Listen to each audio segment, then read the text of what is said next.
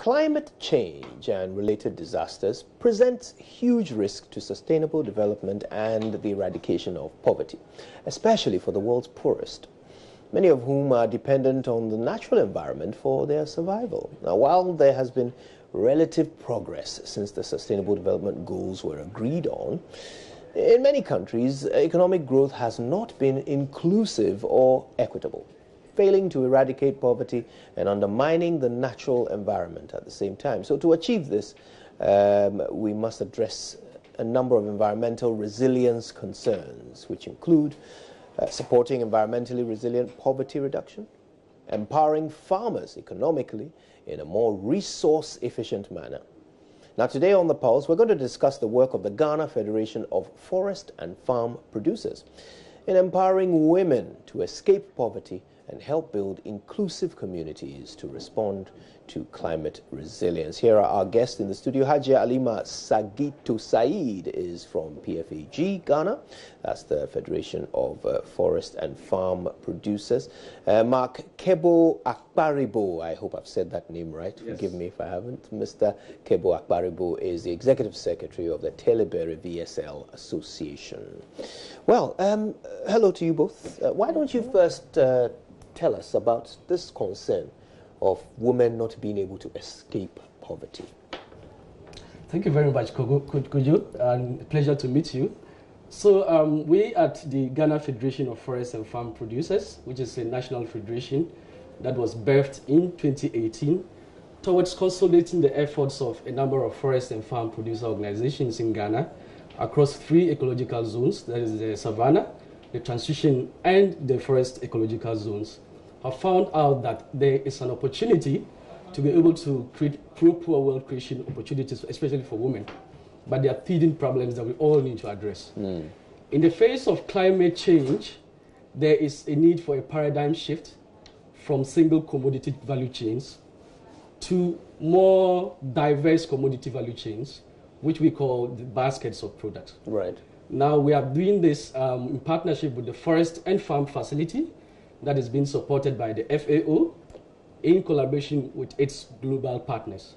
We are looking to ensure that we are using our strength in numbers to be able to address key issues concerning our membership. Right. So tell us a bit more about your federation. Which parts of the country do you operate in? So we have structured the federation across 3 key ecological zones. That is for the northern sector, that is the Savannah ecological zone, the transition zone, and the forest zone. Right. So for each of these zones, there are existing FFPOs that have had the opportunity to partner the FFF project, that is the Forest and Farm Facility project, towards delivering services to their members. Right. So our constituents are mainly farmers, that is smallholder farmers, but then also member-based organizations. Okay. So these are all member-based, self-selected towards a particular cause and across various value chains across the country. Okay. Hajia, tell us about some of the problems that you and other members face. Yes, thank you very much for having us to discuss this very important national issue, especially climate change, women, and how their livelihoods are affected for that matter. Yes, as women, women are very close to nature. A lot of the things we do is nature related. We go to the farm, we harvest, we fetch water, we carry firewood. So they are all forest and farm related, in addition to the direct farming that we do. Now, in doing all these things, in relation to your question of challenges, we do all these things hoping to do it well and get returns on it. But we are always confronted with a number of challenges. And critical among them is the climate change that is approaching. It's even very close to us. It's just there, we are living with it. And how does climate change affect women and our livelihood in relation to our forest and farm activities? Now you see that there is constant reduction in yield. It's very rare. We see that women now need to spend more time to access firewood to be able to live as an energy source. We see that water is becoming constantly a matter of concern because it's getting short every time, and women have to spend more time to go and access water. We also know that when it comes to herbs, because women are always close to people, they heal them, we are caregivers. So as caregivers, nature is very fundamental to us. And for that matter, crops and what is contained on the land is very important to us. And we are consistently losing that as much as well. So in addition to that, it's also the issue of even economic resources to be able to even invest in what we want to do well. Critical amount it also is an issue of information. You know, as women, because of a lot of time we spend in providing unpaid job, we have little time sometimes to even be part of community meetings, to take information that will be very meaningful for us to be able to be resilient in whatever we are doing.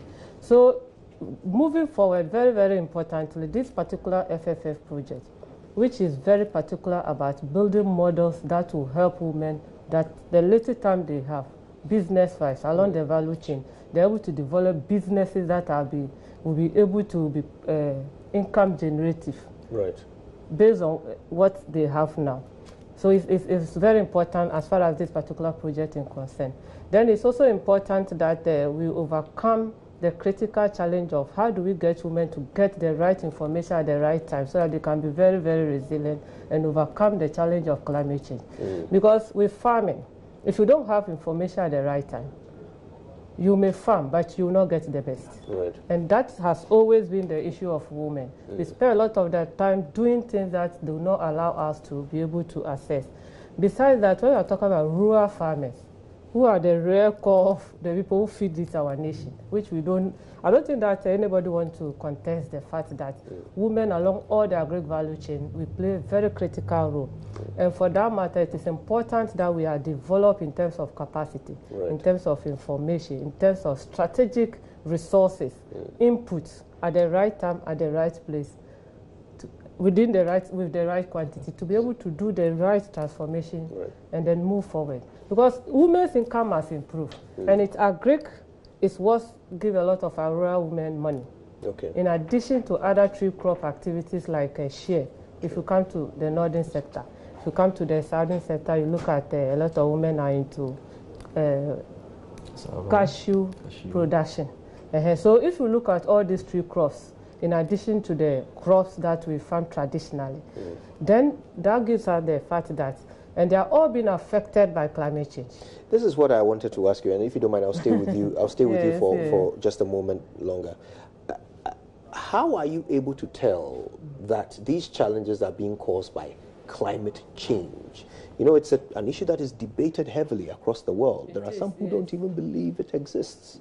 So what are the things that you see on the ground that tell you clearly that it is climate change causing these challenges? Research, climate change is, there's definition for climate change. There are consequences for climate change. So if you understand the definition and you break it down in the various components of climate change and what it stands for and what the consequences are, if you are living in an environment and you are faced with them, then you can attribute it to it.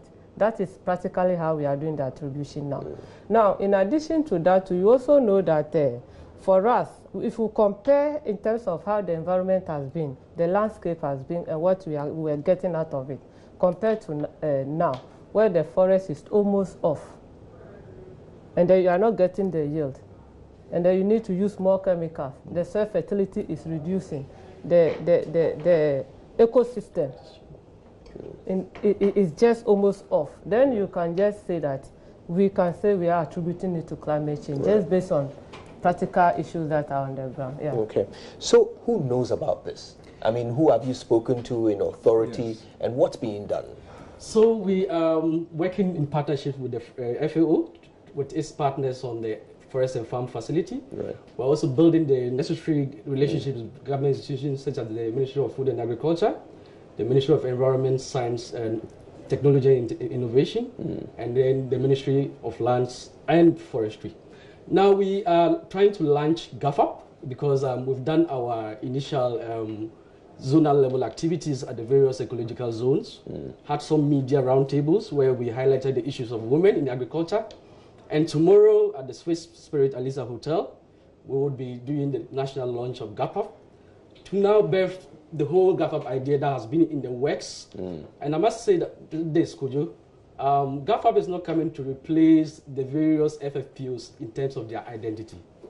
GhaFFaP is coming to coordinate the collective efforts towards building synergies for greater national efforts in the direction of promotion of climate resilient landscapes and pro-poor world creation. Okay, what are the signals from government so far? Do they seem interested in actually taking action to solve these problems? Yes, so far there has been partnership. Already PFAG, where Madam comes from, has had some very useful engagements with the government, especially in the area of rice, where the rice campaign came up in the Upper East region.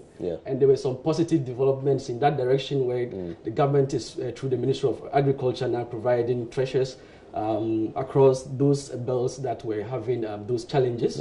And so we believe that there is more room for constant interaction between the various government agencies.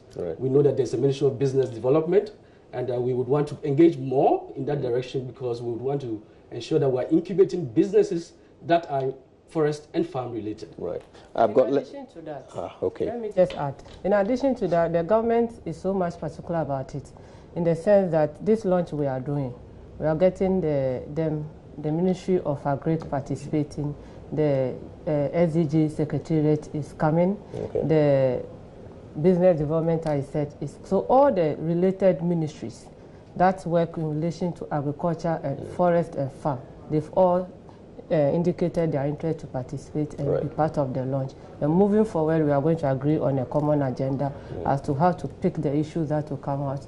That has been coming out, will come out from the discussions forward. So they've been very interested. That's wonderful. Well, let's certainly hope that is a good signal that's going forward. You know, all stakeholders are going to work together to deal with climate change and eliminate it as an impediment to the development of women in particular in your sector. I want to thank you both for your time with us this afternoon. I truly appreciate it.